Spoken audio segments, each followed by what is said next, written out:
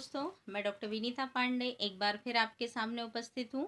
और आज हम बात कर रहे हैं आपका डीएलएड की द्वितीय पेपर जो होता है, आपका सेकंड पेपर फर्स्ट ईयर का, जिसमें है आपका राज्य और शिक्षा। तो आज हम ये जानेंगे कि मध्य प्रदेश में प्रारंभिक शिक्षा और उसकी नवीन धारणाएं क्या हैं। और मध्य प्रदेश का, क्योंकि चूंकि हमारा राज्य मध्य प्रदेश है, तो हमें राज्य से संबंधित शिक्षा को पढ़ना है।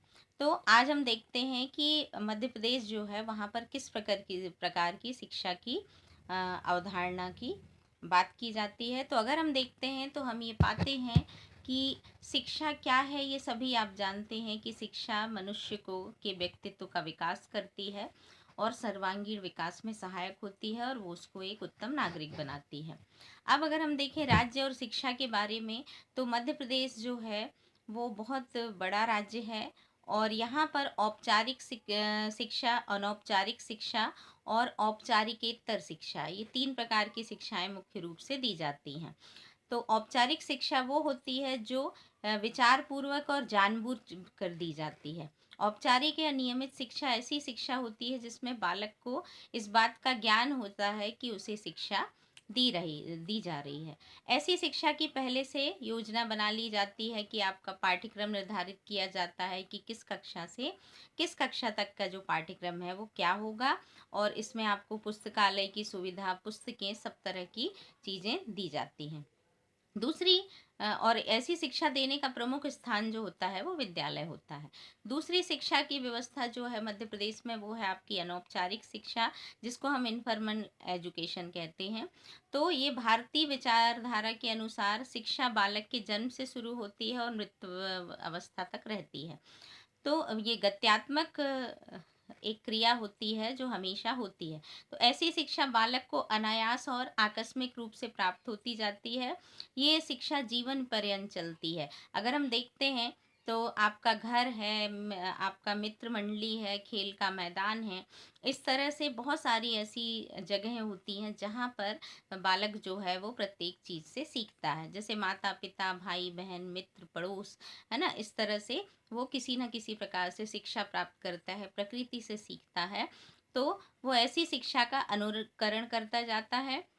ऐसी शिक्षा की कोई भी योजना नहीं होती। ऐसी शिक्षा हर समय हर स्थान पर चलती रहती है। और अनौपचारिक शिक्षा के साधन परिवार, धर्म, खेल का मैदान, युवक समूह आदि चीज़ें होती हैं।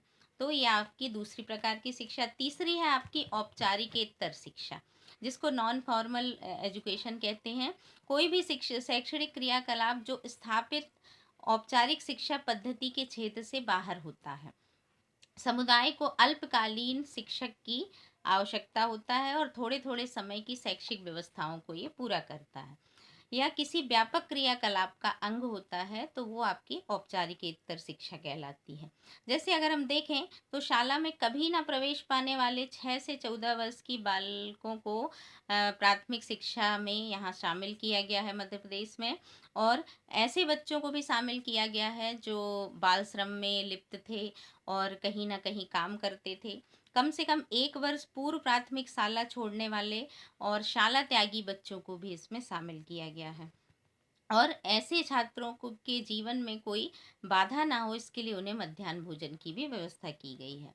इस योजना के द्वारा 2 वर्ष की अवधि के प्राथमिक स्तर की शिक्षा को पूर्ण कराना होता है। और ऐसे छात्रों को प्राथमिक शाला प्रमाण पत्र परीक्षा उत्तीर्ण करा करके और फिर शिक्षा की मुख्य धारा से जोड़ा जाता है। तो ये आपकी औपचारिक शिक्षा, अनौपचारिक और औपचारिकेतर शिक्षा थी। अब अगर हम देखते हैं तो तीनों में अंतर क्या है। तो औपचारिक शिक्षा जो है वो जीवन का आधार है और विद्यालय में दी जाती है। अनौपचारिक शिक्षा जो है वो जीवन भर चलती है और ये व्यक्ति को व्यवहारिक बनाने के लिए की जाती है। और आपकी औपचारिकेतर शिक्षा जो है वो किसी भी क्षेत्र से बाहर स्थापित बच्चों के या व्यक्तियों के समुदाय को अल्पकालीन शैक्षिक आवश्यकताओं की पूर्ति के लिए दी जाती है। इसमें आयु 6 से 14 वर्ष होती है। और औपचारिक शिक्षा थोड़ा सा खर्चीली होती है क्योंकि ये संस्थाओं में संपन्न होती है और शिक्षण शिक्षण केंद्रित होती है। और अनौपचारिक शिक्षा जो होती है वो अनुभव केंद्रित होती है। औपचारिक शिक्षा की पूरक जो आपकी औपचारिकेतर शिक्षा है वो गरीबों और शाला त्यागी बच्चों के लिए कराई जाती है। फिर है आपका प्रवेश तथा परीक्षा के नियम इसके लचीले नहीं होते, क्योंकि औपचारिक शिक्षा में आपको हर मंथ आपको टेस्ट होते हैं और परीक्षा की प्रणाली को फेस करना पड़ता है। लेकिन अनौपचारिक शिक्षा में ऐसा कुछ नहीं होता, व्यक्ति जो है वो प्रेरित होकर के शिक्षा प्राप्त करता है। तो आपकी ये मध्य प्रदेश की राज्य की शिक्षा थी। अब अगर हम देखें तो मध्य प्रदेश में शिशु शिक्षा केंद्र भी स्थापित किए गए हैं, जिसमें शिशुओं को शिक्षा प्रदान की जाती है। और पूर्व प्राथमिक शिक्षा के लक्ष्यों की पूर्ति के लिए शिशु शिक्षा केंद्र या किंडरगार्टन या आपके मॉन्टेसरी स्कूल या नर्सरी क्लासेस जो हैं वो चल रही हैं। और इसमें जन्म के कुछ पश्चात ही 2.5 से 3 साल के बच्चों को यहाँ पर एडमिशन दे दिया जाता है। और इनका जो मुख्य उद्देश्य रहता है वो ये है कि बच्चा जो है प्रारंभ से ही पढ़ने और लिखने के लिए प्रेरित हो। और इसमें विभिन्न प्रकार के आयोजन कराए जाते हैं, आपको हर विषय से संबंधित ज्ञान प्रदान किए जाते हैं, गणित से संबंधित शिशुओं में लाभप्रद आदतों का विकास किया जाता है। और इनके जो केंद्र होते हैं वहाँ पर बहुत प्रकार की सुविधाएं दी जाती हैं और भाषाई प्रवृत्तियों का विकास किया जाता है। और ये जो विद्यालय होते हैं या शिशु केंद्र या आंगनवाड़ी होते हैं, ये विद्यार्थियों को शिक्षा से परिचित कराने के लिए एक माध्यम का काम करते हैं।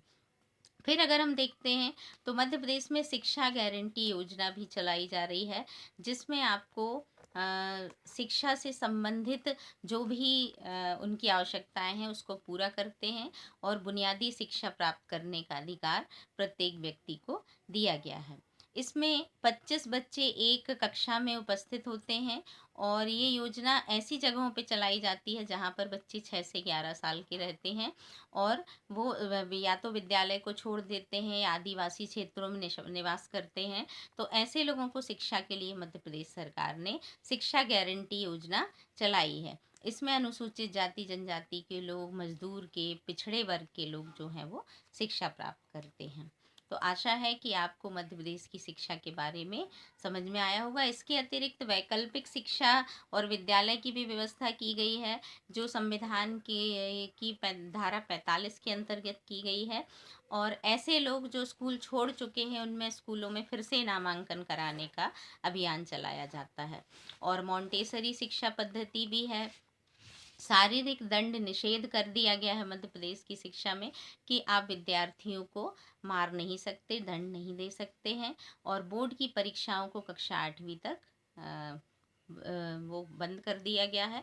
तो ये जो प्रावधान आया ये आपकी नई शिक्षा नीति में और शिक्षा का अधिकार अधिनियम 2009 में आया। इसके बारे में हम विस्तार से अध्ययन करेंगे।